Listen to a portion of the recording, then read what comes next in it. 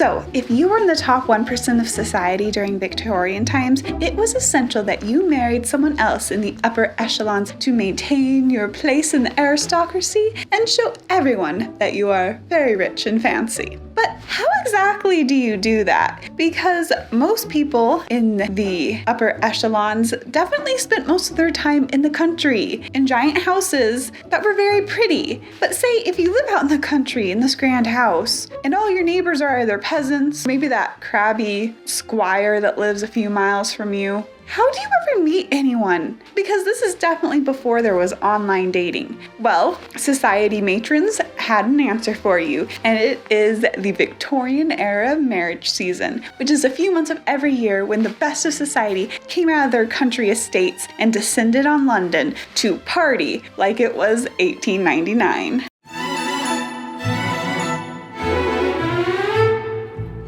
So in this video, we're going to get into all the details of what this glamorous marriage season was like. My name is Ellie Dashwood, and this is my channel where I talk about classic literature and history. If you like either of those topics, please subscribe. So first, let's just do a brief overview of what the season was. Like I mentioned, it was when all of the country families of the gentry, the nobility, the aristocracy, essentially the popular kids of all of society, would descend on London from the end of April through the end of August. And they partied for several different reasons. One was, of course, they got really bored all winter. They were in their houses, they're like, all my friends are also in giant castle-like manors, only really far away and I miss them. So when they had the opportunity, they were like, we gotta get together like all the time while we're in London. And one of the reasons all these families were in London at this time is because a lot of their men served in Parliament and would naturally be in town during that time. And instead of the men being able to go to London by themselves, their wives were like, you are not leaving me out here in the country to be bored by myself. As said before, I need to go party. And of course, this created the perfect atmosphere to mix all of their children and try to get them married off to each other. And then another really important aspect of why this season existed is because they needed to be fancy and impressive.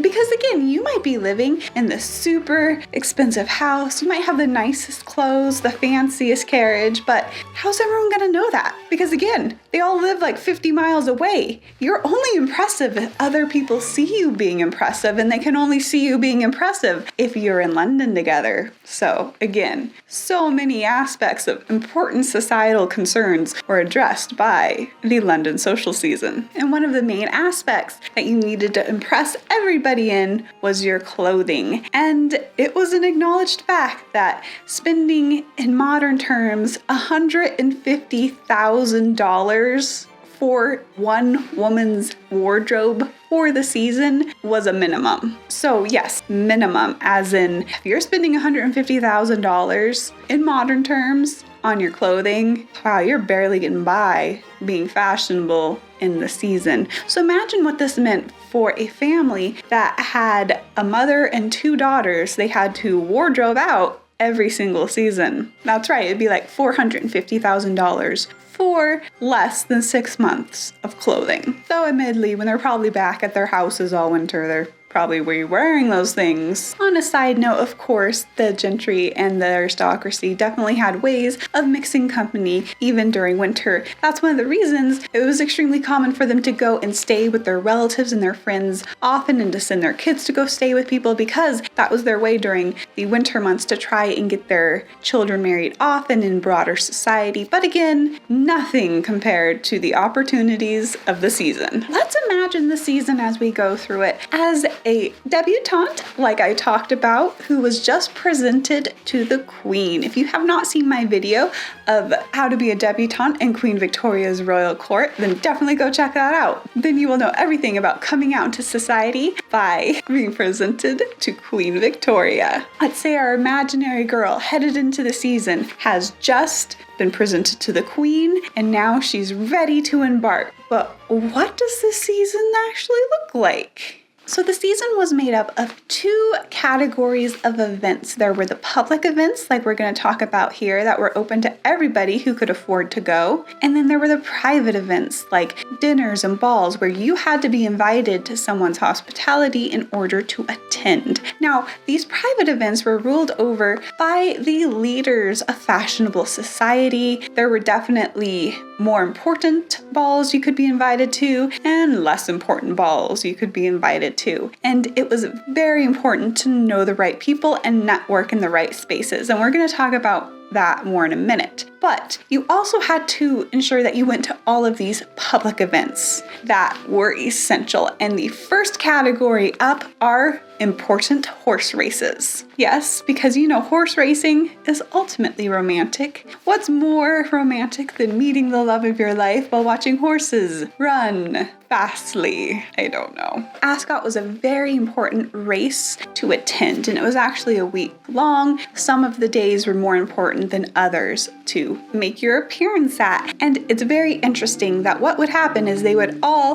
have to drive out in their carriages or take a train to the Ascot races. And what it would turn into was this giant group picnic, because they're all in their carriages watching the races. And so then, they're going to have to picnic because they're stuck out there. So then they're all picnicking on the lawn while the horses are way over there running. So you can tell that what was more important was being seen there. And also it was considered a major fashion moment. You had to wear your defining dress to Ascot, and then everyone would see it and be like, wow, they're so fancy. If you were distracting everyone from the horses, that was a good thing. Meanwhile, there was the ultimate place to be, which was the royal enclosure, which you had to apply to be in unless you were, of course, close friends with the royal family. And the poor man responsible for handling all those applications had to turn down around 5,000. So it was extremely exclusive to get into the royal enclosure, pretty much little fenced area for the uber popular people to watch the race.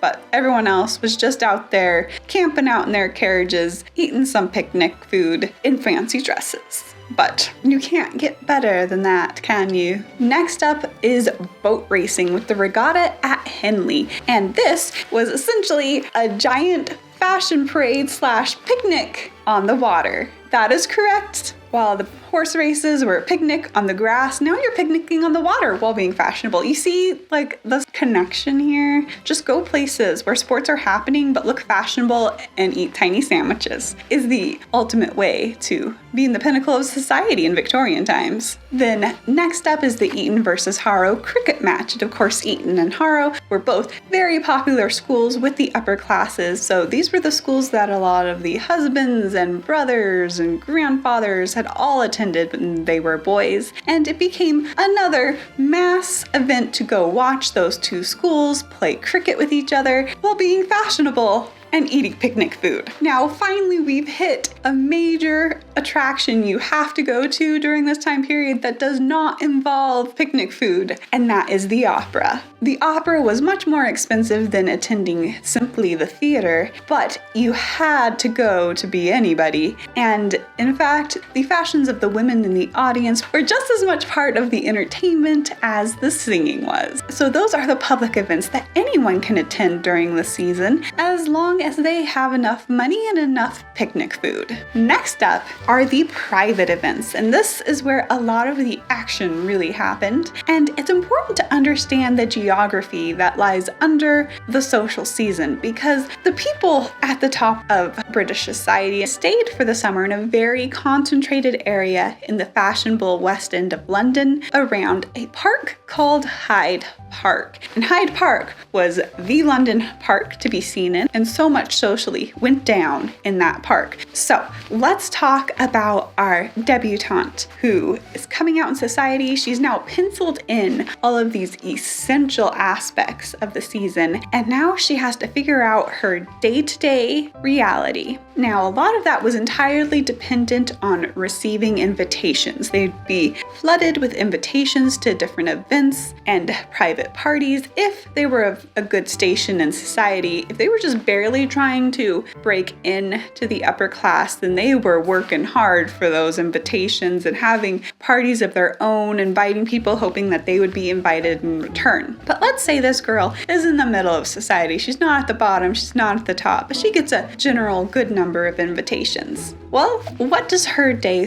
look like? The first thing that she'd want to do is go horse riding early in the morning. So at 9 a.m. she would be out on her horse in Hyde Park with a bunch of other women out on their horses in Hyde Park. So you couldn't really just like ride freely. It had to be this very controlled ride. And this was of course done for exercise, which while it was great exercise, also again, you had to be fancy and seen by everybody. And of course this debutante would be either accompanied by a chaperone or a groom to keep her reputation perfect at all times. And if you want to know more about love and marriage in the 1800s, then check out my video, Regency Era Love and Marriage, which while it is about the Regency era, a lot of these same concepts do apply to the entire century. So next up in the early morning, she needs to go back home, probably consult with her mother, plan out the day, see what invitations they have, and if there's no late morning appointments, she may need to go to her gown makers or do some other shopping because, guys, it's really hard to spend $150,000 on clothes. Like, you have to work at it.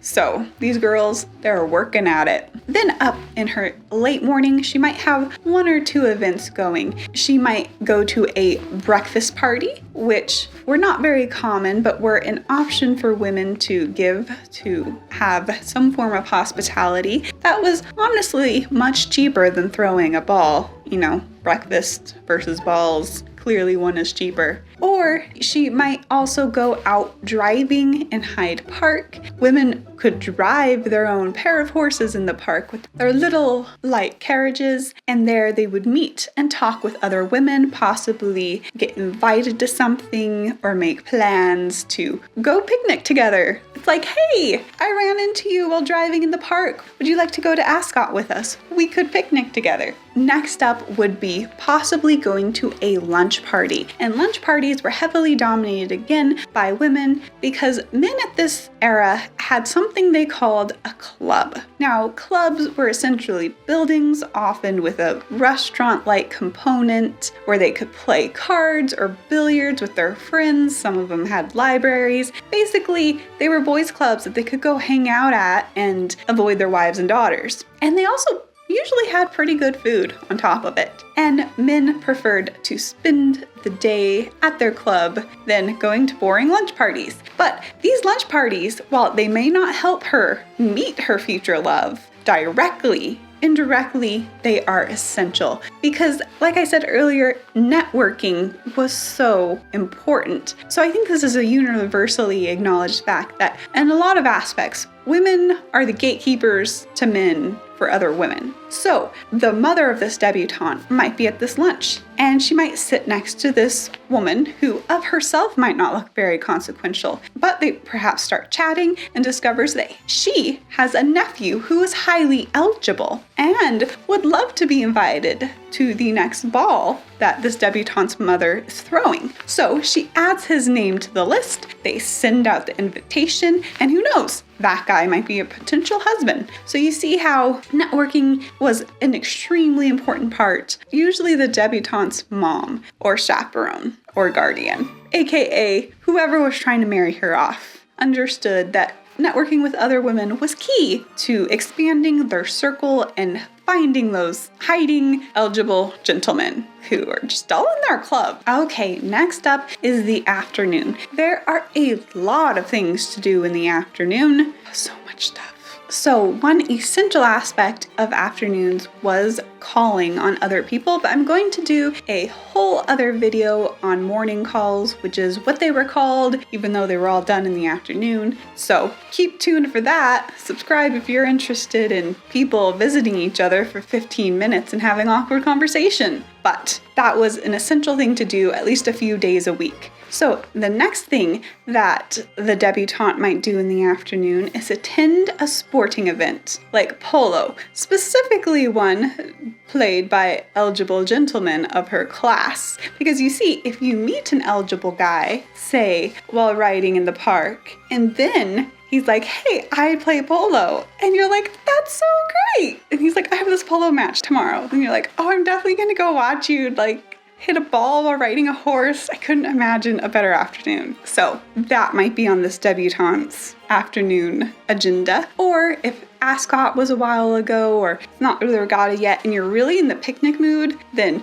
what is better than a garden party? Which is again, a picnic in the garden, but fancy and requires no sporting event for an excuse to hold it. Or especially if you're trying to climb up that social ladder, you might be in Hyde Park in an afternoon drive, which is when you have a servant drive your more expensive carriage, and you go and pay homage to the top matrons of society who all had their own tree they would park under. So you go and you pay homage to these women, hoping that they will invite you to their next ball. Or if it's Sunday, you're back in Hyde Park for prayer book socializing, which is where, after church, you still hold your prayer book while walking through Hyde Park. So you look religious, but you're also getting your networking marriage game on. See? Multitasking. Then in the late afternoon, this debutante might be attending something called an at-home. And an at-home is an afternoon party, sometimes that had live music, like a singer there. You had tea, you listened to some music,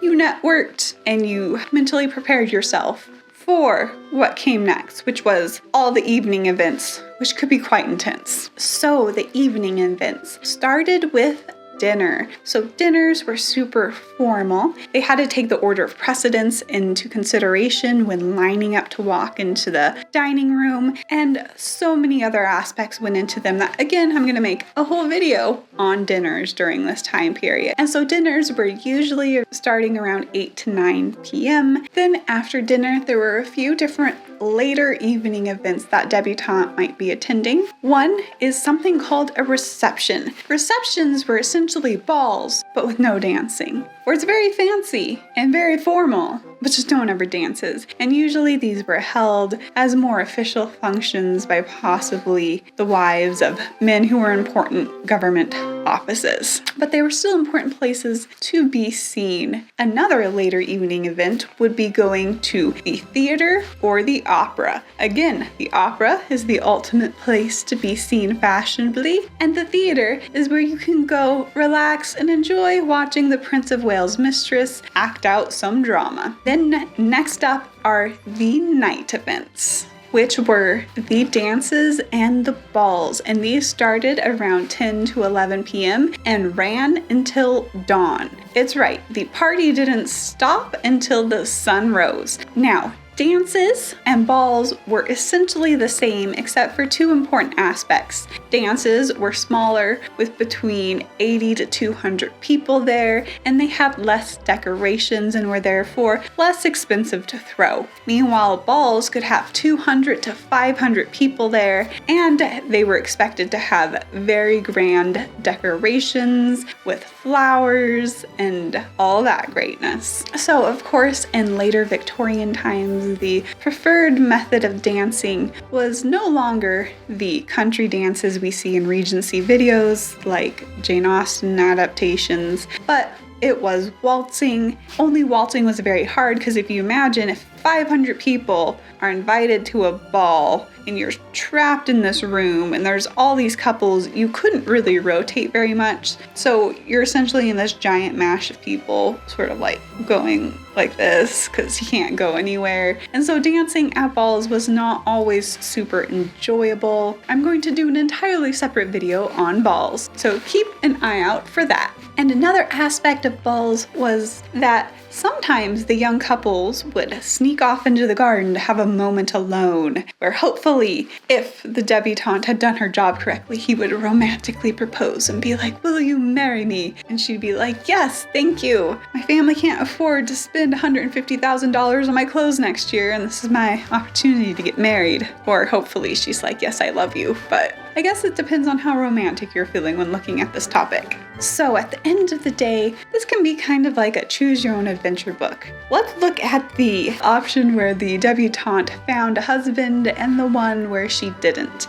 If she did find a husband, if her mother had networked with the right women over lunch and got them invited to the right ball, and she did dance with the right guy who snuck out into the garden with her and did propose, then she could get married and not have to worry about another season. But if she didn't find a husband, then she just has to go back to the country with her parents that winter and spend months thinking about what went wrong, what she can do better next time, and possibly visiting people at their estates to try to throw herself in the way of other rich young men. And if that doesn't work and she's still single by the next marriage season, then her parents are going to have to spend another $150,000 to buy her clothing and more on entertainment and opera tickets and throwing dinners and balls trying to catch her a husband. And so one of my epically awesome viewers, you know who you are, you're awesome, wanted to know how many seasons these girls got before they were considered old maids and on the shelf. And I think it ultimately really depends on a few different aspects. One is how rich your family is. Admittedly, the richer your family is, the less likely that you would ever go on the shelf, because the amount of money you would bring to the marriage would definitely entice some guy to marry you. As I talk about in the video, Why is Mr. Darcy So Rich? One of the ways men stayed rich in the 1800s was by marrying fortunes. But another aspect of why it would take longer for a woman who was rich to be on the shelf is the fact that her parents could continue to afford to spend that much money on her clothing every year. So it was this huge cost every time they did the entire season to its fullest extent. So while there wasn't a set number of times, I have read that usually it was around maybe 3 before the family just gave up. But ultimately, the path into old maidhood was a slow one where maybe they stopped doing the season, but maybe they had hopes that all those winter visits to their relatives would pay off. Usually by the time a woman hit her late 20s, families had pretty much given up in despair that she would ever find a husband. And you might also just be wondering what happened to the season. And a lot of that just goes into what happened to the aristocracy in England, which is, as the aristocracy declined, the season naturally declined. And of course, World War I was a huge hit on both of them. But that is a topic for an entirely different video. Let me know in the comments below if you think partying all season sounds fun or terrifying. And subscribe to my channel if you like classic literature, history, or fancy Victorian parties, because, you know, who doesn't love that? And keep being awesome, because you're awesome. Bye! I talk so much in this video, my throat was sore and I'm eating a cough drop.